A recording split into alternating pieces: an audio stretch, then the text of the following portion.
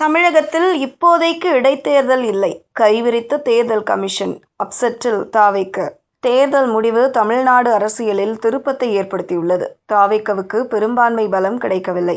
இடைத்தேர்தலில் பெரும்பான்மையான தொகுதிகளில் வெற்றி பெற்று தங்களின் ஆட்சிக்கு சிக்கல் ஏற்படாமல் இருக்க தாவேக திட்டமிட்டுள்ளது. தொகுதிகள் காலியான 6 மாதங்களுக்குள் இடைத்தேர்தல் நடத்தப்பட வேண்டும் என்பது விதி. இதனால் விரைவில் இடைத்தேர்தல் நடக்கும் என எதிர்பார்க்கப்பட்டது. ஆனால் இப்போதைக்கு இடைத்தேர்தல் நடத்தும் எண்ணத்தில் தேர்தல் ஆணையம் இல்லை. அதனால் தாவேக அப்செட் ஆகியுள்ளது.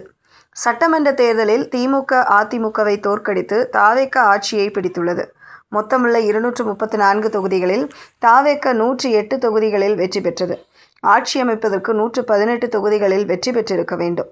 தாவேகவுக்கு ஆட்சி அமைப்பதற்கான பெரும்பான்மை கிடைக்கவில்லை. இதன் காரணமாக தாவேக ஆட்சி அமைப்பதில் சிக்கல் ஏற்பட்டது. காங்கிரஸ், கம்யூனிஸ்டுகள், IUML, VCக ஆதரவுடன் தாவேக ஆட்சி அமைத்தது. விஜய் திருச்சி கிழக்கு, பெரம்பூர் ஆகிய 2 தொகுதிகளில் போட்டியிட்டு வெற்றி பெற்றிருந்தார். விஜய் முதலமைச்சராக பதவியேற்றதும் திருச்சி கிழக்கு MLA பதவியை ராஜினாமா செய்தார். 1000 விளக்கு தொகுதி தாவேக MLA JCD பிரபாகர் சபாநாயகராக பொறுப்பேற்றார்.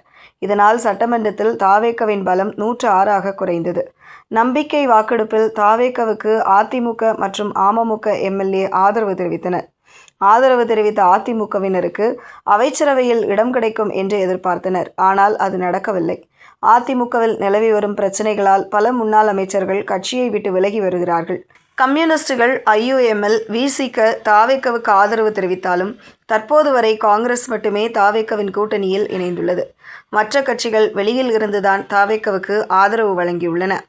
முன்னாள் அமைச்சர்கள் C. விஜயபாஸ்கர், MR. விஜயபாஸ்கர் உள்ளிட்டோர் MLA பதவியை ராஜினாமா செய்து தாவேகவில் இணைந்துள்ளனர்.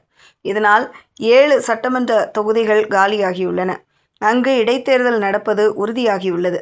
தாவேக ஆட்சியை கலைக்க திமுக சதி செய்வதாக புகார் எழுந்துள்ளது. ஊத்தங்கரை MLA இளையராஜாவிடம் 35 கோடி ரூபாய்க்கு பேரம் பேசிய வழக்கில் செந்தில் பாலாஜி தம்பி உள்ளிட்டோர் மீது வழக்கு பதியப்பட்டது.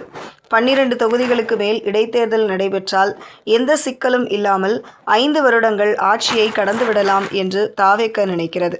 பீகார், மத்திய பிரதேசம், குஜராத் மாநிலங்களில் காலியாக உள்ள சட்டமன்ற தொகுதிகளில் வருகிற 30ஆம் தேதி இடைத்தேர்தல் நடைபெறவுள்ளது. இதற்கான அறிவிப்பு நேற்று வெளியானது. இதனுடன் தமிழகத்தில் காலியாக உள்ள தொகுதிகளுக்கும் இடைத்தேர்தல் நடக்கும் என்று எதிர்பார்க்கப்பட்டது.